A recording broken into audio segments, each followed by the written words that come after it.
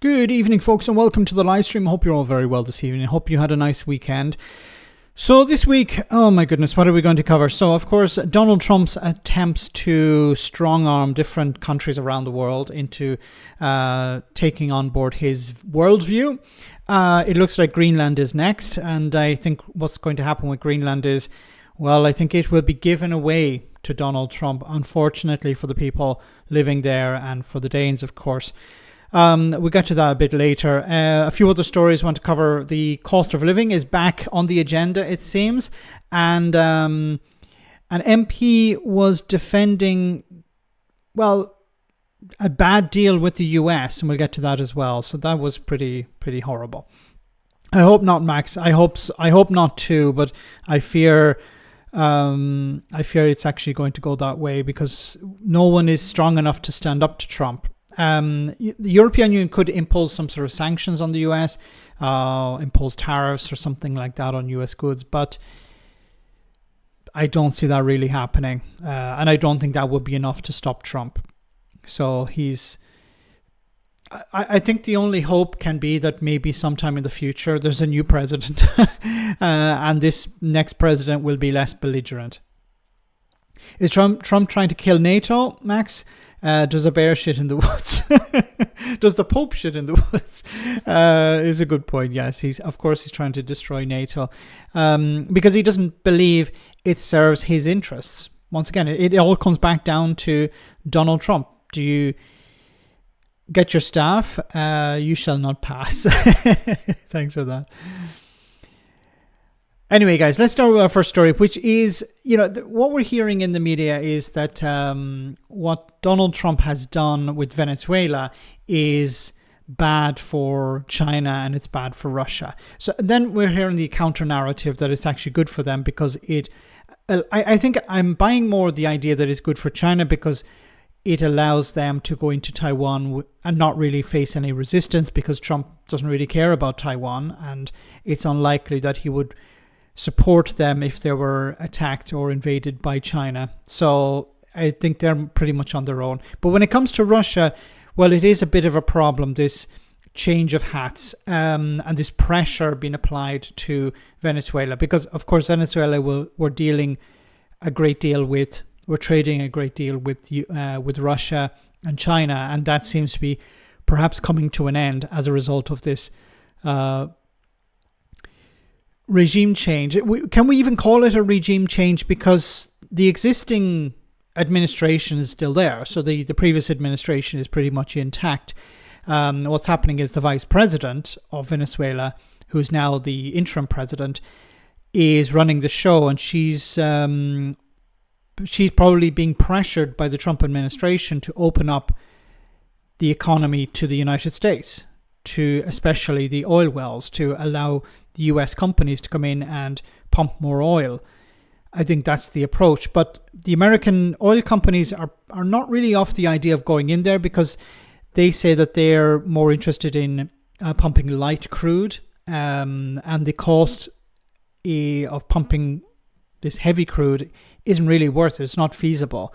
So there's no real profits to be made there.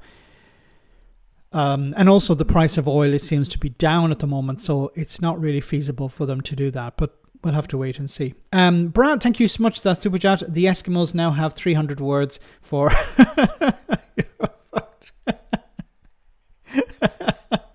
I love the reference. Yes. Instead of 300 words for snow, they have 300 words for, we're frigged. Or get frigged, get fucked to Donald Trump. Anyway, guys, let's start off with this first story about the impact it's having on Putin and Russia. Foreign policy disaster for Russia. Essentially, in the last year, not only Venezuela, but Syria and now possibly Iran, key Russian allies in the world, key Russian tools to push back against the West have all met disaster. This is on Putin. And this is a humiliation for himself and his leadership. This is a humiliation for Russia, and it's frankly something not mentioned much in the past few days.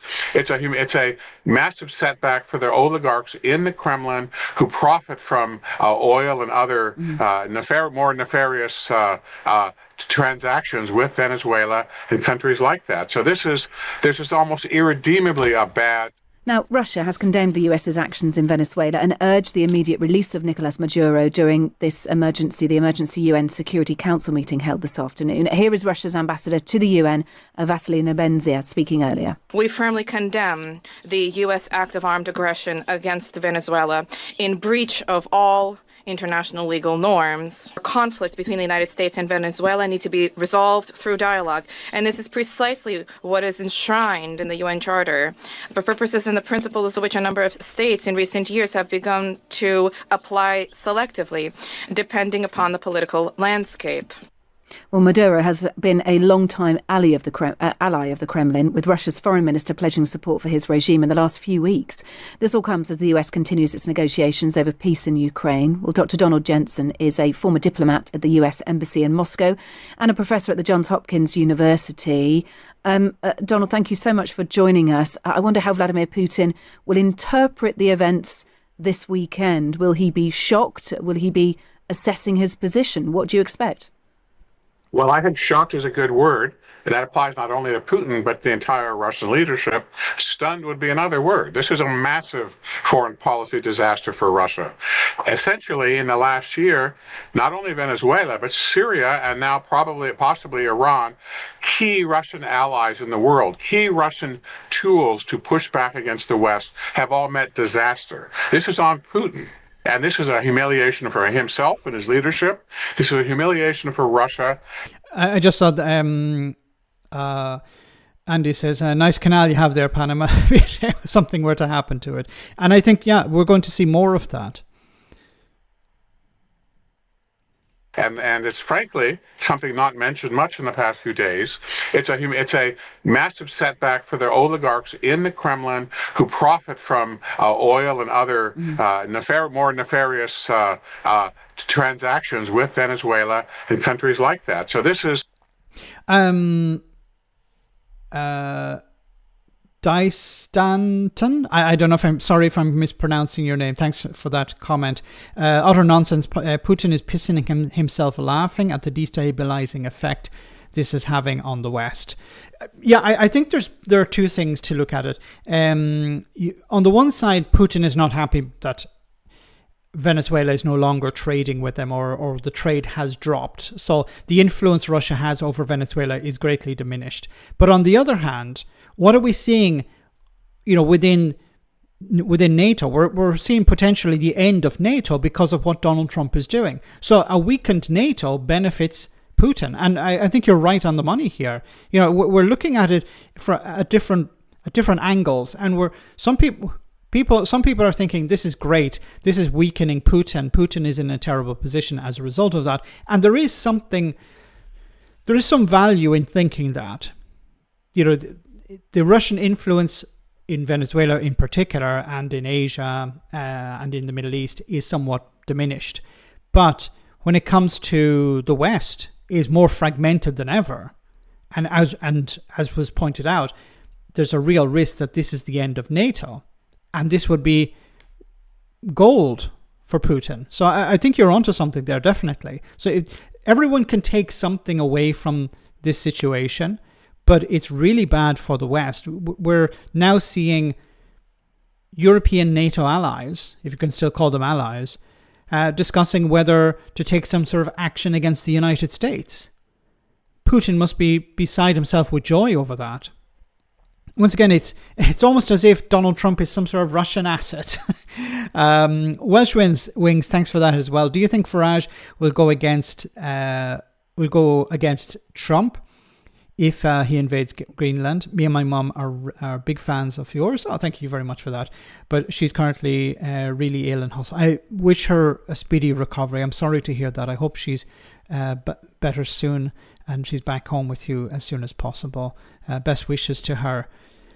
Farage has come out already and said the action against Venezuela was wrong, that it could be breaching international law, but he didn't go too far on it. So he doesn't want to criticize Trump too much, but he's not going to openly criticize Trump. He understands where his bread is buttered. And it's not so much money coming from Trump, but it's people who are linked to Trump, people who are on the side of Trump, who are pumping a lot of money into Reform UK, who are supporting Reform UK.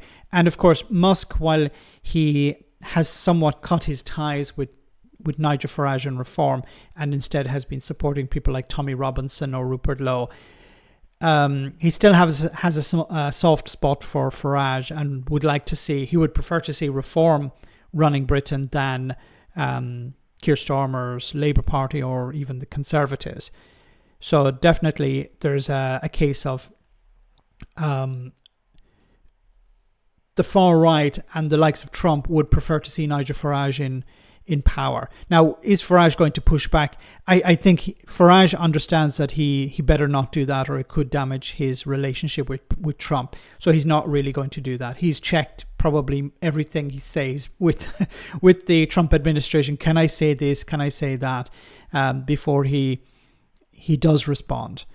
But if Nigel Farage was Prime Minister, he would be cheering Trump on here. He would not be standing up for other NATO allies. You do notice that when there was talk about shooting down Russian planes entering NATO territory, Farage jumped on this and said, yeah, of course we would do that. That's the right thing to do, even though NATO said we're not going to do that. So he sort of jumped the gun, no pun intended there. There's just almost irredeemably a bad... Sorry. Michael Smith says, where is Farage? Okay, this is just insane. I didn't want to go off on a tangent on Farage, but do you know where Nigel Farage is tomorrow? So tomorrow there is PMQs. Where do you think Farage is? Do you think he's at PMQs? Maybe he's in Clacton listening to his constituents' concerns. No, he's actually at Times Radio doing a commentary on PMQs tomorrow. So he couldn't be bothered to turn up to PMQs. He couldn't be bothered to stay in Clacton to do some surgeries for a change. No, he's actually going to be at Times Radio studio. I don't know if he's getting paid for that. I hope he isn't, because he's supposed to be working as an MP on that day. Can you imagine any other situation where you could just skip work and work for someone else, get paid, and your boss knew about it but could do nothing about it? You know, there should be a sort of roll call, or there should be some sort of, requirement of MPs to a number of days. Like if they're absent for a number of days, they should suffer some sort of consequences. Farage would be out on his ear in no time. Imagine if Zach did that. Well, Zach Polanski isn't an MP, so he's able to do that. But yeah, if you imagine any other MP, but any other leader of a party, imagine if Ed Davey said, I'm not going to bother with PMQs today, I'm going to do a podcast. How do you think most people would react? Especially if the Prime Minister said, I'm not going to do PMQs. Although maybe for Kemi Badenoch it could be better if she didn't do it. The disaster for Russia. Now it's on Putin. He's got to do something more than just offer weak language at the United Nations. Yeah. There is a significant oil trade, isn't there, between Russia and Venezuela. It might be disguised somewhat, so it might be that the oil says it's come from somewhere else, but there is significant trade there, isn't there? How does Vladimir Putin navigate this then? He doesn't want to get on Donald Trump's bad side. He potentially doesn't want to stick his neck out too much because of the ongoing peace negotiations in Ukraine. What is more important to Donald Trump, do you think? Is it that he gets a good deal on Ukraine? I think is the number of that he sticks dynamics up for here Russia? at work, Go and on. you correctly highlight them. First of all, I would note that the immediate, let's call it oligarchic class around Putin, profits from Venezuelan oil, and it's part of the way Putin balances the forces around him.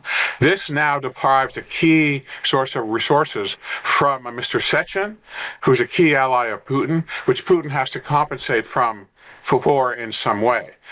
However, I think we've seen also as well that Putin does not have the tools to push back really in Ukraine or anywhere else in the way that the United States has. This highlights once again that beneath all the talk, the bluffing, the disastrous invasion of Ukraine, there's really not a lot behind the curtain once push comes to shove. So Putin has a lot to think about, a lot on his plate, and I think that Trump, from what we can tell, is still going to push for a peace settlement in Ukraine. But this is so insane because Trump is in a much stronger position now. He could easily go into give Ukraine support and say, look, hey, you finish the job. But he doesn't want to do that because I think once again, it's about having a good relationship. He wants to have a good relationship with Putin so he can take advantage of that personally. I think it's as simple as Trump wants to have hotels, casinos and stuff like that in both Ukraine and in Russia. And he wants to keep both of them happy. But he wants, in particular, he wants to have a good relationship with Putin, because I think one part is he admires him, but also he wants to have a business relationship with him. And he sees Ukraine as a stumbling block, but something that he can sort of give away because obviously he's not in charge of Ukraine. Brad, thanks so much for that super chat once again. Farage was busy watching the Venezuelan news with Karen Grimes having something off. Were they both doing it, or was Nigel lending a hand? Thanks for that, Brad. Urban Legends. Here's more. He's more likely to start selling weapons to Russia. Yes, I've actually mentioned that on social media before. I think it's more likely that, we're almost getting to the stage where Trump would actually start selling weapons to Russia. But I don't think Russia has a lot of money at the moment, and buying American equipment probably wouldn't really help them because they'd need to rely on the Americans for maintenance and operating that equipment. So I don't think that's really going to happen. But I don't know, stranger things have happened.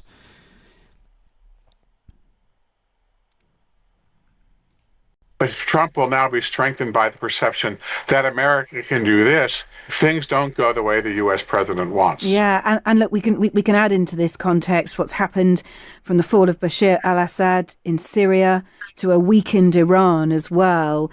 Suddenly the Kremlin's sphere of influence is weakening, although many doubted that actually Putin would come to the aid of Maduro. It would never go that far. We've also heard from Donald Trump on Air Force One talking about that alleged Ukrainian attack on Putin's residence.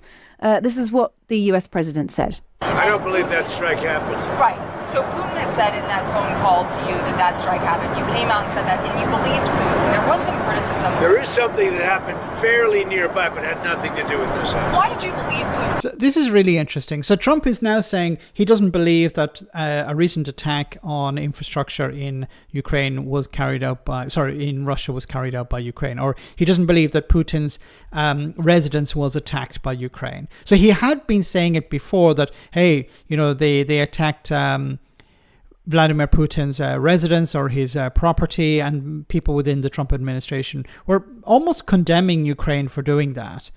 Now Trump has taken a different tune. Is it somebody who's actually informed him? Somebody was the last person in the room said, hey, do you know that it wasn't actually Putin's house, or Putin wasn't actually attacked, or it wasn't directed at Putin, something like that. Max, don't sing this or the internet will crash.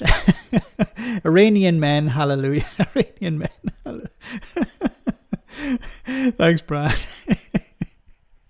Yeah, Iran may be next, yes. It's either Greenland or Iran.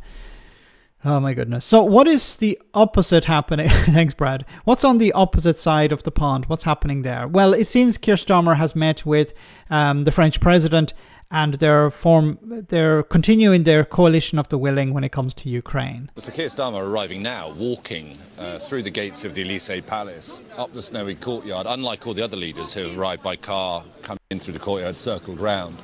So Keir Starmer I think he's just waiting for whoever arrived before him to shake hands with President Macron and go in. But he has taken the decision to, for whatever reason, to ditch his car and come up the centre of the Elysee Palace. Was it like an Uber or a taxi? And Kirsten said, no, just drop me off at the end of the road. I don't know. Although President Macron is the host, given that this is in Paris, the Coalition of the Willing is a sort of a Anglo-Franco affair, really. And they've gathered today quite the cast list. I mean, let me take you through, whilst we're watching Sir Keir Starmer walk up the steps of the Elysee Palace with Emmanuel Macron, some of the other names of who's here. Friedrich Merz, the German Chancellor, of course. The person of the moment, in many ways, Mette Frederiksen, the Danish Prime Minister. I haven't seen her arrive yet, but of course... Netanyahu is desperate to start a war with Iran. He's dragging Trump into it. I don't know, can Trump be dragged into a situation like that? Or is it just a case of, hey, can you give us permission to bomb Iran again? And or in this case, the US will say, yeah, we'll drop a massive bomb on some infrastructure again. It's once again, I'm not sure that it's going to be a case of Trump being dragged into it, as opposed to Trump giving Netanyahu the green light. What is going on vis-a-vis Greenland means that she is at the centre of a lot of the geopolitics at the moment. Donald Tusk, the Polish president, is here as well. You've got NATO representatives. Mark Rutte, the NATO Supreme Allied Commander, is here. Ursula von der Leyen, and Antonio Costa, the President of the European Council. You've got Jared Kushner, Steve Witkoff, who are here to represent Donald Trump. So I think this is the first time that they've gathered all of the participants of this kind of so-called coalition of the willing together since about March. This is mainly about Ukraine, but of course they'll be talking about Greenland. And what's the situation with Greenland? Well, it seems to be the case that Starmer, Macron and others have stepped up and said, look, we're going to defend Greenland. We do not accept a situation where the Trump administration annexes Greenland. So they've gone pretty far with that. Now, it's talk at the moment, so I don't know what they would do if that actually happened. But I'm afraid that it's likely that Greenland will be sacrificed. We're seeing very similar parallels to almost 100 years ago, sadly, where certain countries are sacrificed for the greater good. And unfortunately, when it comes to Greenland, I don't think it's not like it's happening in Europe. It's like it's because it's so remote and we're talking about a very small population. I have a fear, and I hope I'm wrong here, but I have a fear that it will be sacrificed in order to stop Donald Trump going any further. But Donald Trump will continue to put pressure on countries around the world to accept his conditions. And of course, what's happening at the same time is the support for the far right, who want to destabilize countries in Europe, including the UK, support for them from the Trump administration, either directly or indirectly. We've heard about how Trump believes that patriots in Europe need to take over. They need to be running countries in Europe. And these so-called patriots are the ones who've been on the take for a long time, and they want to destabilize Europe. How can this be? Surely Denmark will not let this happen. What can Denmark do? Denmark, is it going to send a force to defend Greenland? It's complicated because Greenland is part of Denmark, but it's like the Falklands or something like that. It's not a very good comparison, but it's similar to that. Now, back when Argentina invaded the Falklands in '82, the UK responded by sending a fleet there and defeating the Argentinian Navy. But that was the Argentinians, and the British Navy knew that the Royal Navy knew that they were able to defeat them. This is a different kettle of fish. This is the United States going into a place like Greenland and saying, "Hey, we want to control this." And the people of Greenland some of them want to be independent from Denmark, but they don't want to be part of the United States. And others want, of course, to remain connected to Denmark. It's Greenland has fish and bugger all else. Yeah, so they don't really have any natural resource. It's just a strategic location for the United States. They want to control it according to them. I don't know if this is true or not, but according to them, it's to monitor and deal with the Russian fleet or the Chinese going through that territory. Minerals, I don't know if they have any minerals. I don't think they really have anything. Never give up, never surrender, like the old quote from Galaxy Quest, or or Ian Paisley. I have a friend I play chess with. Yeah, he may be able to help. I don't know if that was directed at me or the live stream or somebody else. Austria, Czech, Sudetenland, appeasement doesn't work. Then it won't work. It didn't work then. It won't work now. No, I'm not saying appeasement is the way to go. I'm definitely not. I've said before, bullies need to be stood up to. If you stand up to a bully, and you need a united front. It can't be. This is when it comes to Denmark, it has to be all of Europe standing with Denmark. It can't be Denmark on their own, because they wouldn't stand a chance. But as I said, and as I keep saying, and people who are pro-European will keep saying, the UK is weaker now that it's outside the European Union. If the UK had remained in the European Union and Britain would be stronger. But both are weaker as a result of Britain being outside the European Union. Greenland has lots of precious minerals. Also, I don't think it's so much about the minerals. I think it's about control. So yes, it could be about in some sense, the minerals or whatever. But I think it's about security, but it's also about control. And the US wants to control everything in the area, either directly or indirectly, either by putting in charge one of their people, or having somebody who's friendly to the United States. And Denmark is not going to hand over Greenland, but it might be forced. Greenland, Canada, when will it stop? Canada is another example. It sounds absurd, the idea that Canada could be annexed. But the current administration in Canada is definitely dead set against it. But who knows what could happen? I don't see American troops crossing the border into Canada and trying to take over the capital or something. They wouldn't be able to do that. And the amount of trade with Canada is much bigger, much more important than with Venezuela. So the dynamics are very different. And I think a lot of the Canadian rhetoric is just that. It's just rhetoric, because it would be insane, even for Donald Trump. But also they wouldn't have the resources, I don't think. This is, it's not like in Venezuela where you remove the president and then you pressure whoever's left into doing a deal. Trump may even try and do something like that. He might try and kidnap the Prime Minister, Mark Carney. I'm not saying it's impossible. Look at what's happened over the last few days. But that would not pressure the Canadians into doing some sort of deal with Donald Trump. So it's a different situation, thankfully. The EU needs to get their arses in gear and begin an EU army thing going. NATO is on its last legs. Yeah, NATO is pretty much finished. For example, here, attack Greenland and NATO is finished, Trump warned.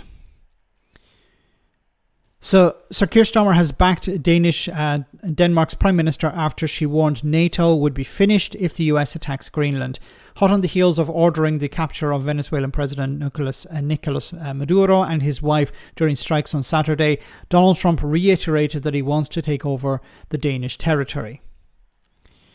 Speaking to the Sky News political editor Beth Rigby, Sir Keir said, "Let's be very clear about Greenland. The future of Greenland is for Greenland, the Kingdom of Denmark. Denmark is a close ally, European ally, a close NATO ally, and the future therefore has to be for Greenland, for the Kingdom of Denmark, and only for Greenland and the Kingdom of Denmark." And this is, well, let's have a listen to what he had to say. Let me be really clear about Greenland. The future of Greenland is for Greenland and the Kingdom of Denmark. Denmark is a close European ally, a close NATO ally, and the future therefore has to be for Greenland, for the Kingdom of Denmark, and only for Greenland and the Kingdom of Denmark, and we're absolutely clear about that. The Danish Prime Minister's told Trump to stop the threats about Greenland. Do you agree with her? Well, I'd stand with her, and she's right about the future of Greenland. Okay, but why can't he say the threats are wrong? Why can't he say that Donald Trump is wrong? Like, one thing is to say, I stand with Denmark, but on the other side he says, are you going to criticize Donald Trump? I stand with Denmark. Okay. It's like, do you think bullying is wrong? Well, of course bullying is wrong. Do you think Donald Trump bullying people is wrong? Look, I'm going to stand with the victim of the bully. Are you going to criticize the bully? I'm going to stand with the victim of the bully. Okay, that's as logical as it sounds. Once again, I understand how you have to be diplomatic, but Donald Trump doesn't care about diplomacy. We keep getting this sense that we have to be diplomatic, we have to treat the US with respect, and I understand that. But if the US is completely erratic, if the US is shitting on Europe and European countries and the UK, then how are you supposed to respond? Like, you should respond by calling him out. Like, what have you got to lose? Honestly. Like, if people think, oh, he's going to impose sanctions if Keir Starmer calls him a bully. No, he's not. How to stop Trump taking Greenland? Tell him that any American man who goes there will become trans, as the cold weather causes their, you know what. Well said, Brad. You're like, no, I'm not going there. I might send Marco Rubio, but I'm not going there. And no, we're not gonna invade. Well said. Starmer sending Trump a strong-worded letter. Not a strong-worded letter, a strong-worded picture, because obviously Donald Trump doesn't read stuff. It'd have to be pictures, okay, or with big writing and lots of pictures in crayon, if possible. Stephen Miller has made it already clear, or already known, how he feels as far as diplomacy is concerned. He laughed it off about Greenland and Denmark. Yes, and I covered that in a video earlier. It's like Stephen Miller, who's, I think, is running the show in the White House. He just laughed when he was asked about would the United States use military force against Greenland. He laughed about it, and not laughed. Thanks, Kirsty. He didn't laugh because he thought it'd be a stupid thing to suggest. No, he laughed because they're not going to be able to stop us. It sort of reminds me of anyone who knows the TV show The Boys. It's like, what's his name? Homelander. The United States at the moment is less like Superman and more like Homelander. This superhero, he's like Superman, but he's like the evil version of Superman. He has no empathy. He's a narcissist. This is exactly how the Trump administration is acting at the moment, and they have ultimate power, and they're using it. In the 1930s, a group called Technocracy sprung up in North America, and they wanted to merge the US and Canada, Greenland, Central America. Elon Musk's grandfather was a significant figure. Oh my goodness. Homelander is supposed to be Trump, I think. Definitely. Well, apart from the physique, I think there are some similarities there. You can tell Stephen Miller wasn't punched enough growing up. That's terrible. Even for Stephen Miller, I think.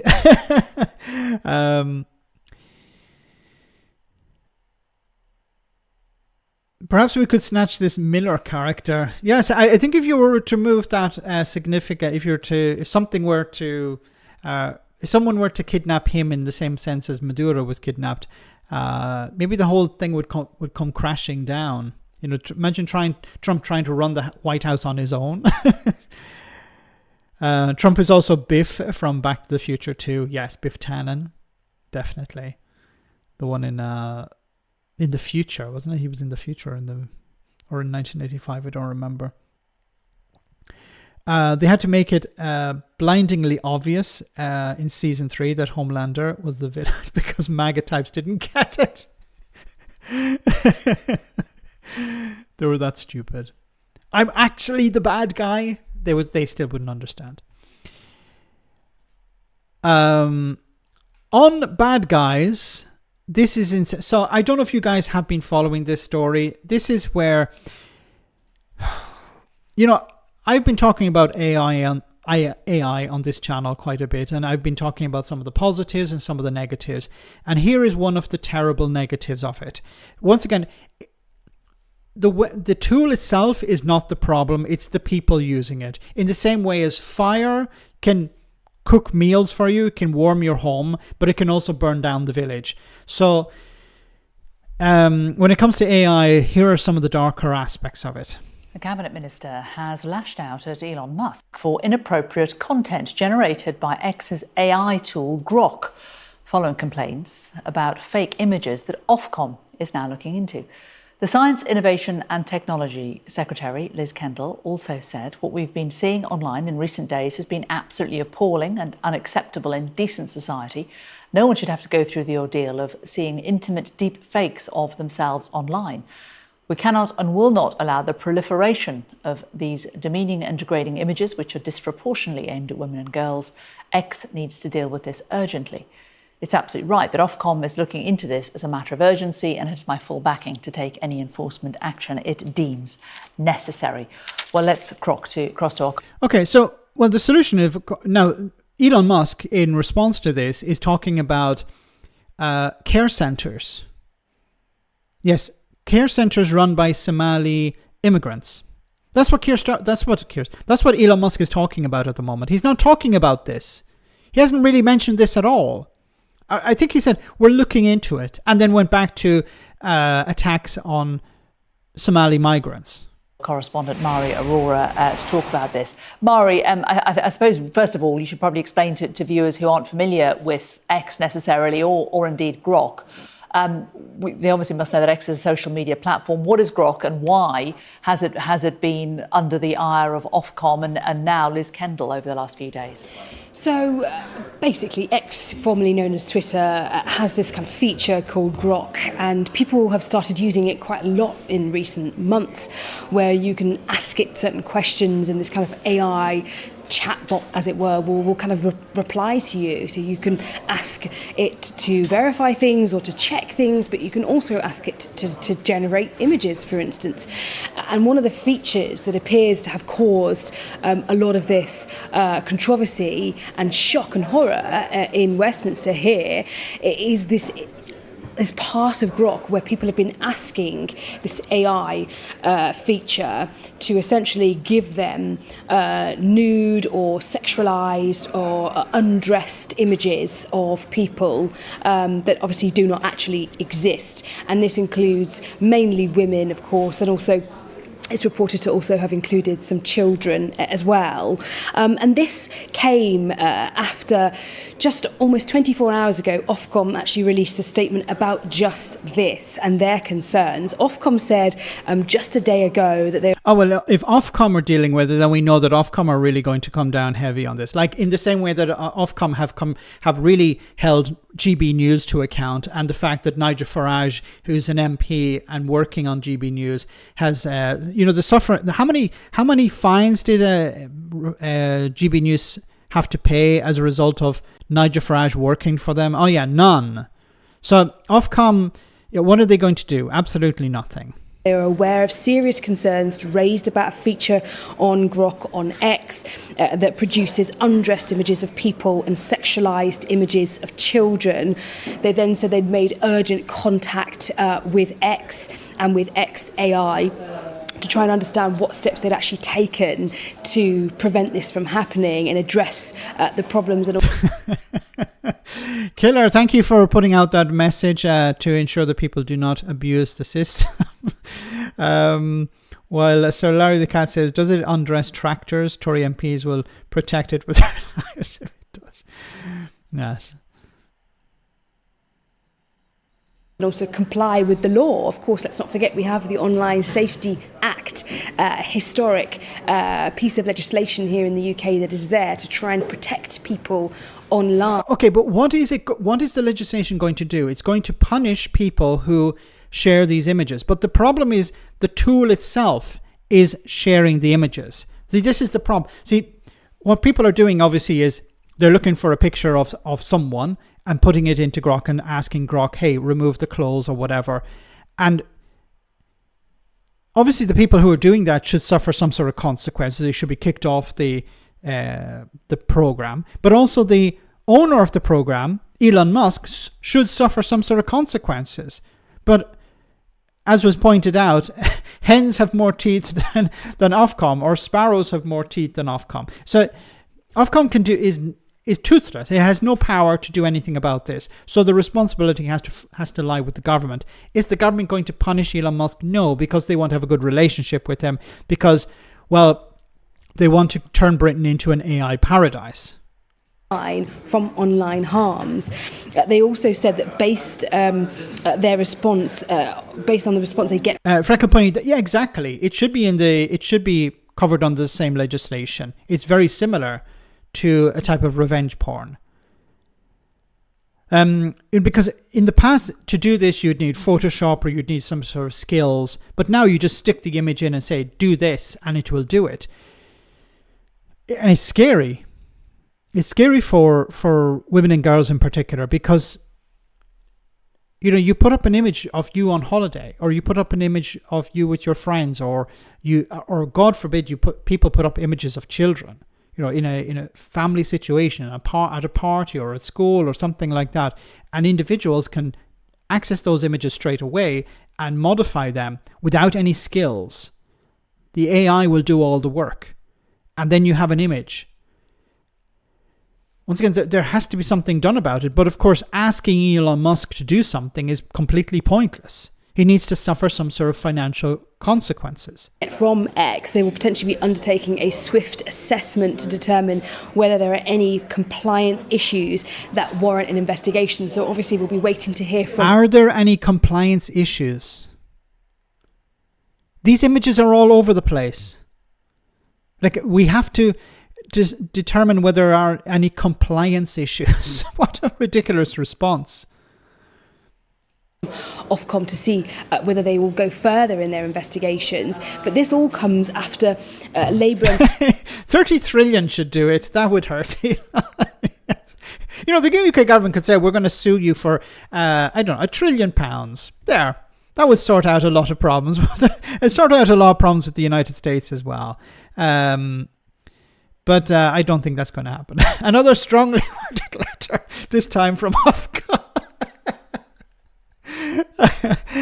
Thanks, Kirsty. We have to laugh, otherwise we cry. Please don't do it again. We love you, but please don't do it again. If it's okay, we hope this letter finds you well.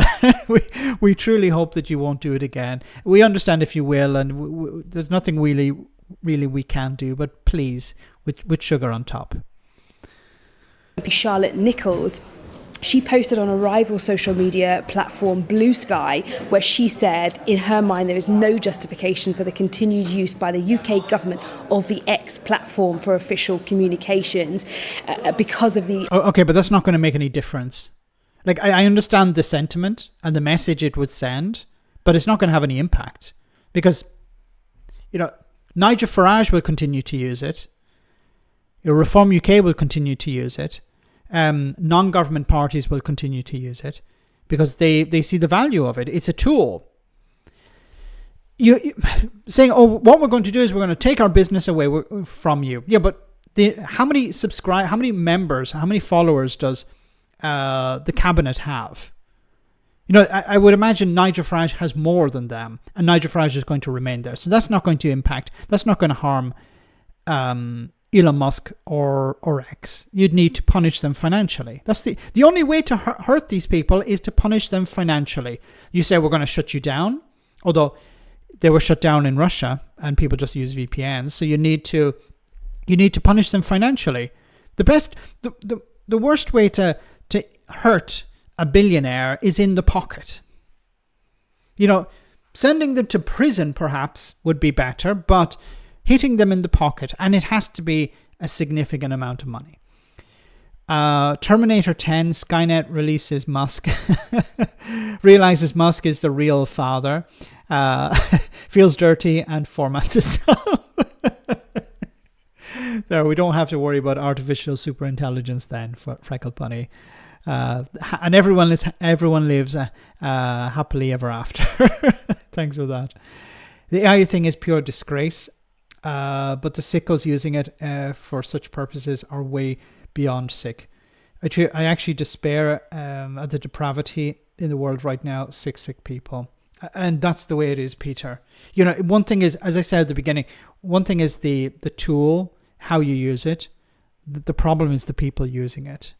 You know, AI can create, can do science, can do investigations, can answer questions, can help us develop new ideas, but at the same time, it can do stuff like this. But once again, it's not so much the AI, it's the people using it, because the vast majority of people are not interested in doing this sort of thing. The vast majority of people understand, hey, this is where common decency comes in, where respect for other people comes in. And the issue, I think, is respect. You know, you don't do this if you respect other people, even if it's available for it, even if it's available to you. AI makes you look younger. See, there's a positive. And shinier and wrinklier. The assumption of the superintelligence one, that called Bob. That one called Bob. One that called Bob. Sorry, I misread. There's no such thing as AI, immensely powerful computing power to mimic human behavior, but no capacity to do the unexpected like humans. No, I read something really interesting is if you look at certain stories, AI can't create a story like we can, because in some cases our stories require pain, suffering, and AIs don't suffer pain or they don't experience suffering. So they would never be able to write a story like we could, one that involves pain and suffering and overcoming it. It's like, you know, could Donald Trump ever write a story about suffering? Could Donald Trump ever write a story about, you know, what it's like to be poor? No, because he's never experienced it. He doesn't even know what it's like. He couldn't even describe it. He wouldn't be able to imagine it. And that's a bit like an AI trying to be creative, at least at the moment. I don't know what the future holds, but at the moment it can't be creative because it doesn't understand what it is to be human. Anyway, guys, let's move on to our next story. Do you remember Brexit? Yes, we're on the 10th anniversary this year, and wow, how time has flown. And are there any benefits? Well, have a listen to Kemi Badenoch, a Brexiteer. We had a vote 10 years ago. I wasn't even a member of parliament at this time. The country voted to leave the European Union. He's not proposing to go back into the European Union. And leaving the European Union means leaving the single market, leaving the customs union. No. Sorry, that might sound like a lot of no's, but it's never enough. There was no mention of leaving the single market or the customs union as a result of Brexit. No one was talking about leaving the customs union. And that's not me talking, or the single market. I wasn't talking about leaving the single market. That was Daniel Hannan. Daniel Hannan, the Brexiteer. Now, of course, Daniel Hannan disappeared into the ether, never to be seen of again. No, he's actually in the House of Lords. He was made a member of the House of Lords. And he's still talking about how Brexit was a good idea. You can't say, no one mentioned, because if Kemi Badenoch is saying people knew about leaving the single market, then why was there a problem with Northern Ireland? Why didn't Brexiteers have a solution for Northern Ireland if they knew that the UK would be leaving the single market? But they didn't. How is it? So this is my kryptonite for anyone who says what they knew what they were voting for. Did you know you were voting to leave the single market? Yes. Oh, then why was there a problem with Northern Ireland? Because if you say, I didn't know we were leaving the single market, then you obviously didn't know what you were voting for. What were you voting for? Brexiteers will never answer this question. This is the kryptonite for Brexiteers. Did you know what you were voting for? Because if they say, yes, I did, then they have no reason to complain about Brexit. But if they say, well, I didn't fully understand everything, then no, you didn't know what you were voting for. What he's doing is taking us back to those bad old days where we were all arguing. No, he's not. Okay. The UK is not rejoining the European Union. Keir Starmer has said that there's no case for joining the European Union. The UK is not rejoining the European Union. I think it will happen sometime in the future. Don't know when. I think, once again, I've put down the criteria of you need consensus in Parliament. It's not consensus in the public. You need consensus in Parliament. And we're nowhere near that yet. And I think it should also be a vote by Parliament, not by the people. Because as we've seen before, the people didn't know what the fuck they were voting for. Excuse my French. So you'd need a vote in Parliament and you'd need consensus in Parliament. Because the European Union is not going to go, well, yeah, you can get back in. Oh, now Nigel Farage is Prime Minister, then we're going to jump out again. No, the European Union will not go along with that. So you'd need consensus in public and consensus in Parliament. And while we're there, when it comes to the public understand that Brexit was a disaster.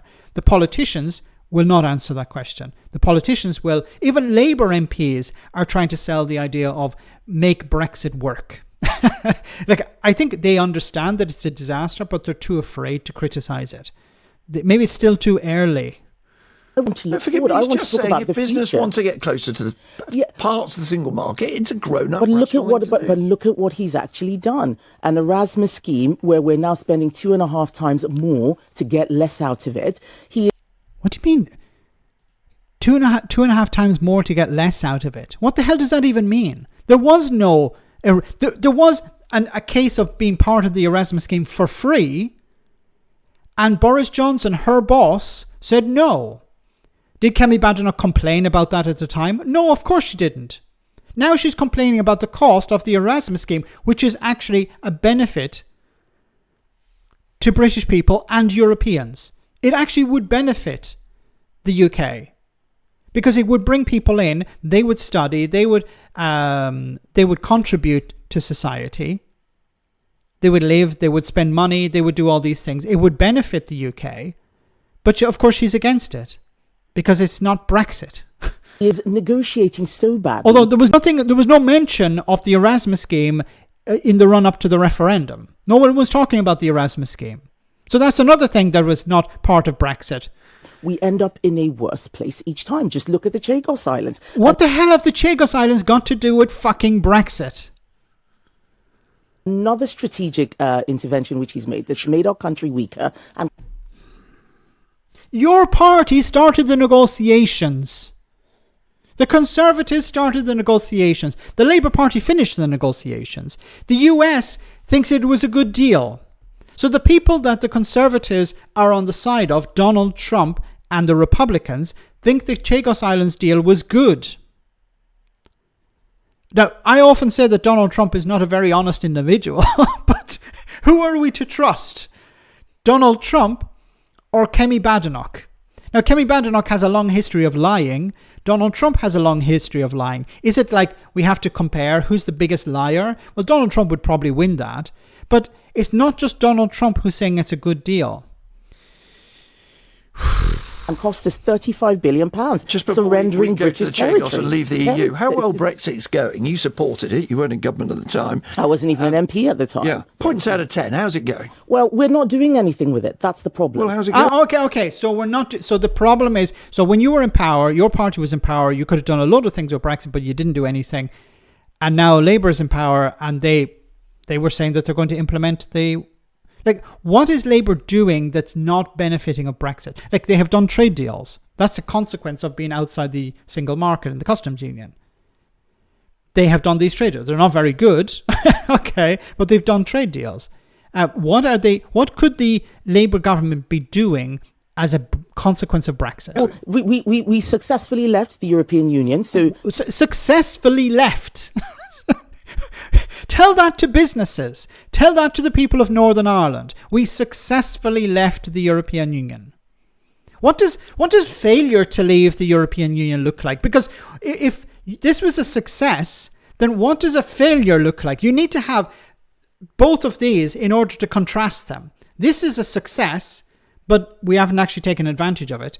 And this is a failure. I would love to know Kemi Badenoch's definition of a failure to leave the European Union. That would mean you'd still be in the European Union. But the UK is not a member of the European Union. So obviously it's been a success. 10 out of 10 for leaving, but using the opportunity, we're not using the opportunity. We need to compete. How's it going? We need to compete with the EU. No, what I'm saying is that nothing's happening. Nothing's happening. We need to compete aggressively with other countries. We need to be close with Europe, not run by Europe.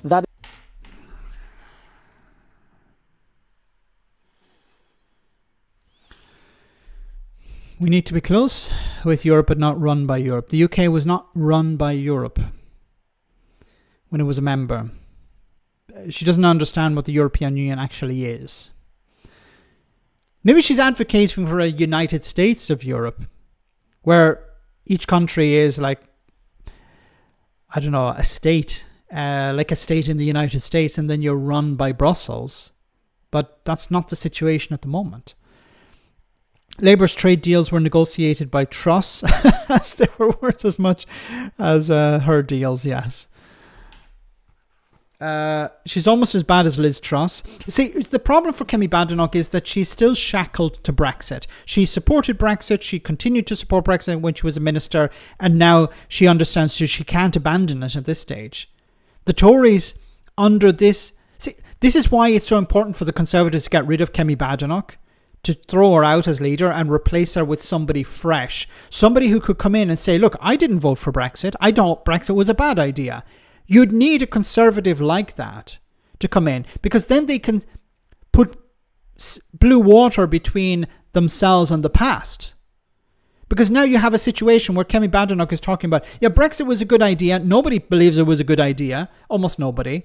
And then she's saying it was a good idea, but it's not going well because, well, somebody else is not taking advantage. We were in charge. We could have taken advantage, but we didn't, or we tried to, but it wasn't our fault because of the civil service. And it's like, we need someone to blame. It's pathetic. You got what you wanted, and you're still fucking complaining. It wasn't the right Brexit. The right one goes to another school.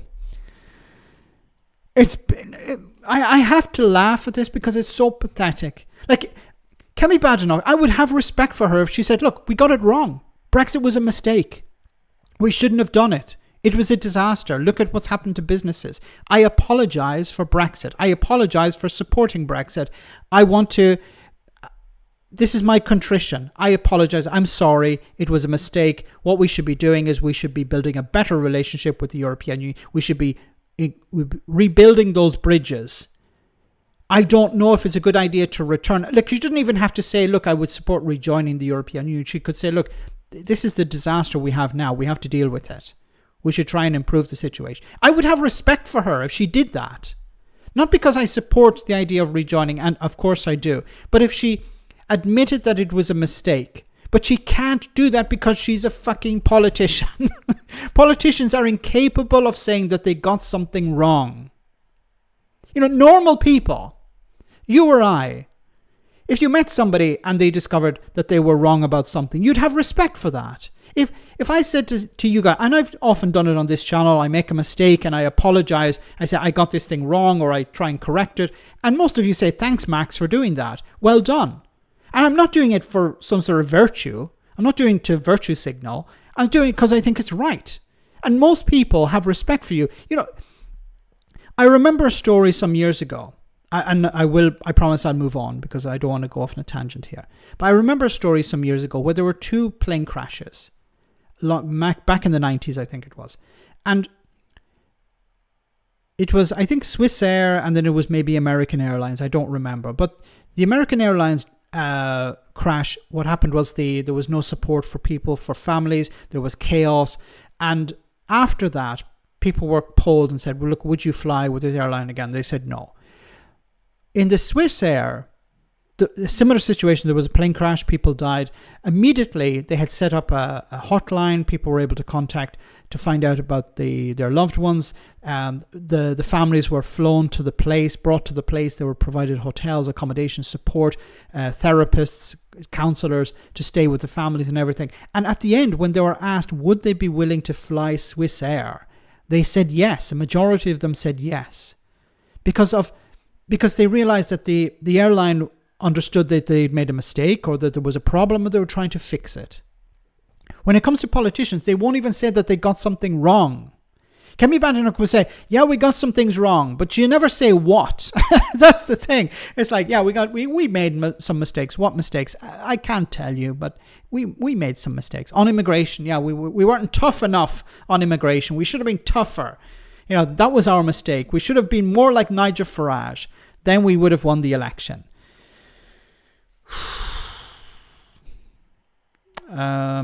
That's called democracy. I got it wrong. My bad. No worries. Are you thinking about the KLM American Airlines collision? No, I think that's a different. I know about that one, but I'm thinking of another story. I may have got it wrong, but I remember hearing it many years ago. Kemi has obviously been working too hard. She needs a wee rest for the next 50 years. I love the 50 years reference because that's well said, Kirsty, and you're right on the money. You've been listening, you've been taking notes. And of course, our old friend Jacob Rees-Mogg said that the benefits of Brexit would be probably around in 50 years. So that was a few years ago, so we might be down to about 45 years at this stage. Thanks, Kirsty. I'm looking forward to when I have to get food vouchers again when my contract ends. Got 30p recipes from Lee Anderson. Okay, guys, we're almost at the end of the live stream tonight, so I want to cover this story and maybe another one if we have time. But I want to cover this story because this is insane. Have a listen to this.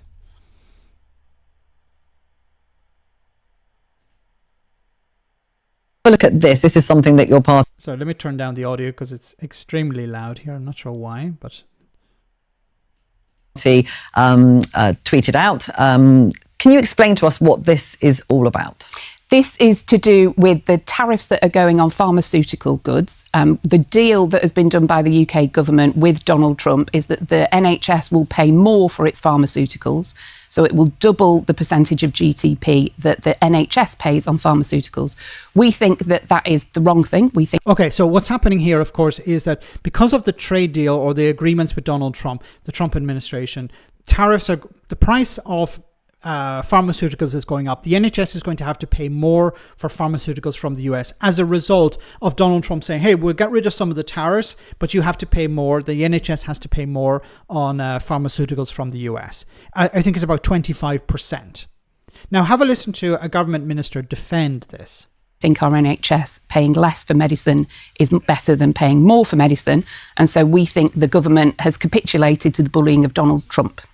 Justin, do you think that's I think that's a mischaracterisation of what's actually happened. The money, of course, isn't going directly to Donald Trump. It's actually going to go to... Okay. So the money is not going directly to Donald Trump. So Donald Trump is so that's a nice way of framing it. Hey, look, the NHS is going to pay more to the Americans, but don't worry, this money is not going into Donald Trump's bank account. It's going into somebody else's bank account.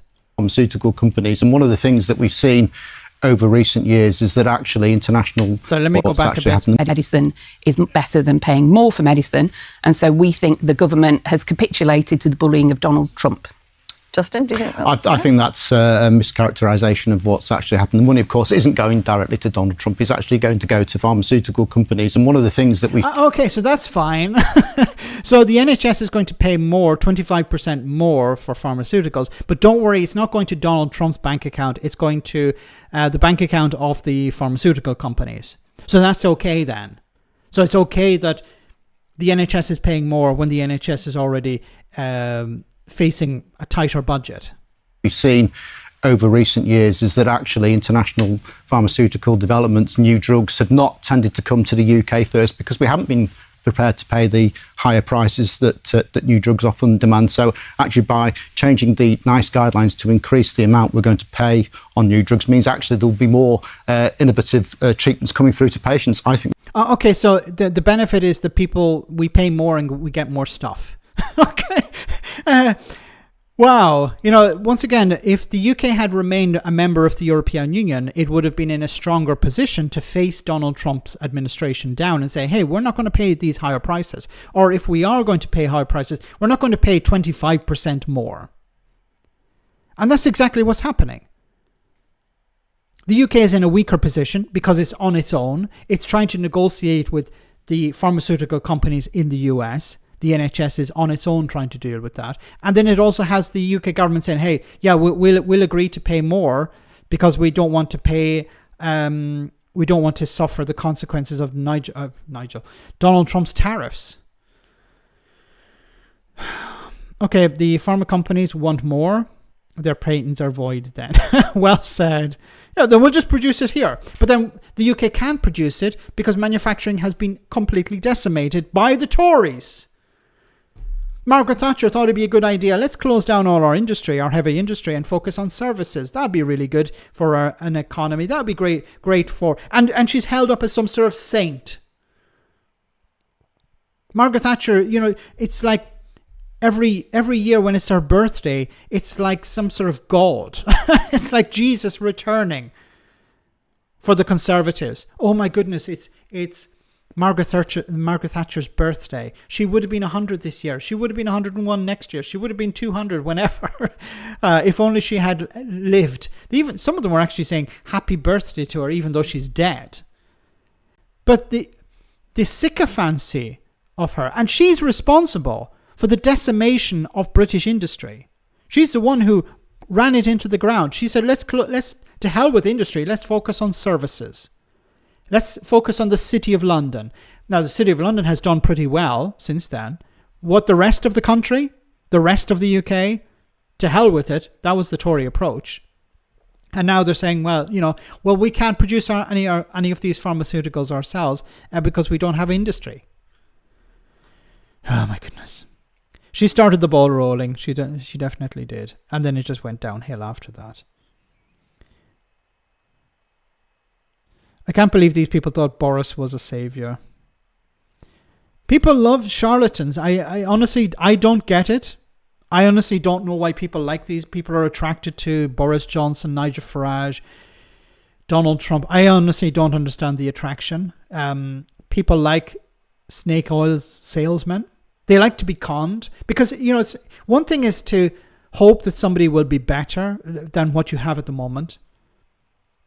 But to be conned and still, what is it? The sunk value fallacy? Or paradox? I don't remember what it is. But it's where you give somebody money and they say, hey, I'm going to do this wonderful thing for you. And then they don't. And then they come back and ask, just give me a bit more and then we'll succeed.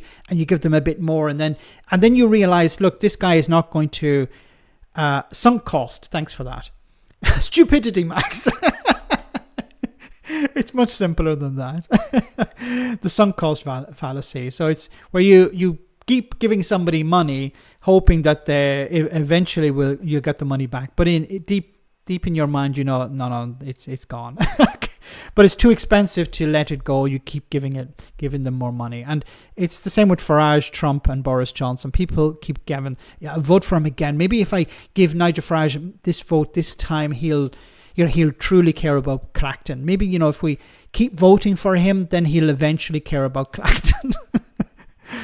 Oh, my goodness. Anyway, guys, we're almost at the end. So I want to say thank you so much to everyone who sent a super chat. Thank you so much tonight for your support. Thanks to the moderators for doing a wonderful job, as always. Thanks to everyone who smashed the like button. Thanks for that. I won't be on the post-stream chat tonight because I can't. I have to get up very early tomorrow. But I will see you on Friday, same bad time, same bad channel. But before we go, I want to share this one with you, one for the road. So I hope you enjoy it.